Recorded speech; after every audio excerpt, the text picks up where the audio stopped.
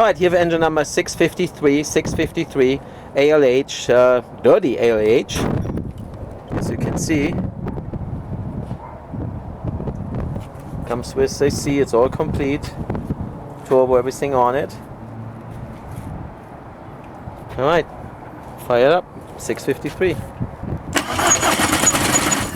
Nope.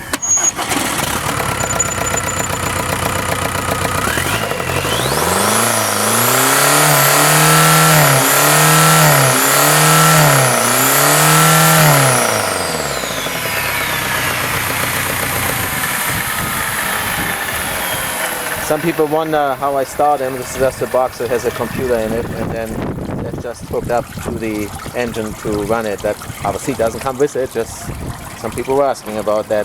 653.